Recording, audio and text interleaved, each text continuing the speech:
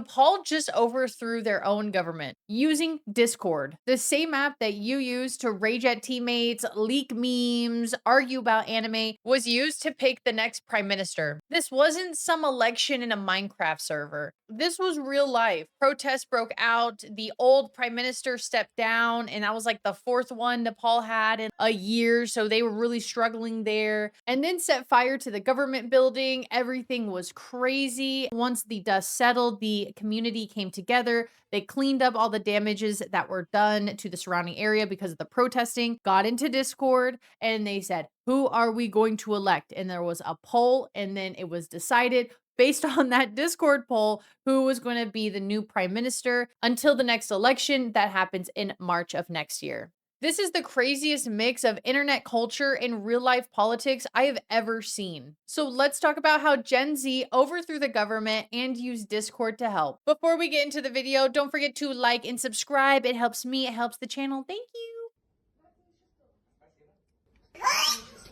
So, some quick context. Nepal's politics have been a mess for years. Lots of corruption, instability, and the same leaders rotating in and out of power. The prime minister at the time was KP Sharma Ali, and he had already served multiple times. And the young people were fed up and tired of it. And then came the breaking point. The government passed a new law that forced social media to do three new things. One, they had to register and pay new additional fees just to operate in Nepal. Two, they had to comply with the demands of being able to remove and censor undesirable content deemed by the government and officials. That was basically anything critical of the government. The third, allowing authorities to be able to monitor the users directly through the app, which many people saw this as just straight up surveillance. When companies like YouTube, Meta, and X refused, Nepal's government did not negotiate. They just banned social media outright starting early September of 2025.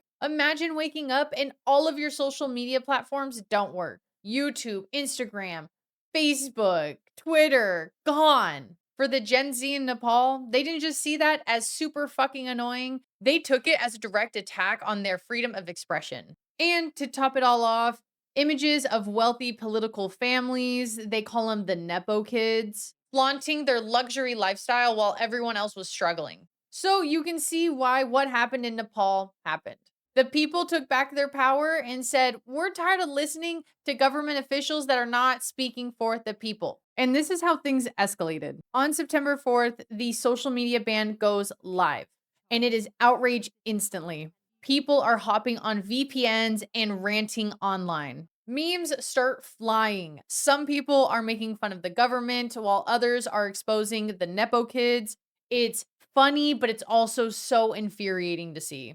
And that goes on for about 3 days. And then on September 8th, protests spread throughout the country, and it is led by the young people. Thousands are marching in the streets. The police respond with force, tear gas, live rounds. Buildings are set on fire, including parts of parliament. Then on day 6, with chaos spreading and no control in sight, Prime Minister Ali resigns. Boom, a power vacuum. But instead of silence, things shifted online. Protest leaders and youth advocates flooded into Discord to get organized. And now we're at the Discord election. In these servers, huge, heated debates on who was going to lead this country until the next elections. The community rallies around Shuzila Karki, a respected former Chief Justice known for being anti-corruption. Polls, voice chats, and even meme campaigns ran in these Discord servers. It was chaotic, but somehow it worked. On September 12th, Sushila Karki was officially appointed interim prime minister. She becomes the first woman ever to lead Nepal, even if it's just temporary. Parliament is dissolved and elections are set for March 5th of 2026. With the new leadership in place, focus shifts. Repairing the burned government buildings, restoring order, and compensating the families of protesters that died. The social media ban was lifted, the army helps keep the calm, and volunteers are literally out there sweeping the streets. US, we might need to take notes. So, how did people take this? For the Gen Z protesters, it's a win. Their voices were heard, their opinions mattered, and they actually made a change. Families of victims demanding justice, and the new prime minister has declared all of the victims as martyrs. But older generations and some elites are scared. They say this is setting a dangerous precedent. If Discord mobs can pick leaders, what's next? This feels oddly relatable. Have you ever been a part of a Discord server where like the people there can't even make up their minds what games they want to play? Imagine trying to pick a prime minister for your government. Total chaos. But it does show us that no matter what, when a community comes together and has one solid unified purpose, an online community is extremely powerful. But it also shows us that an online community, when it has one unifying decision or goal, it shows us one thing. Online communities, if we have one singular common goal, are can be insanely powerful. We can overthrow governments. There's a lot of us, but combined together, we only have like maybe two working brain cells. And if you've ever been frustrated watching our politicians live this luxury life while everyone else is suffering, it's universal anger.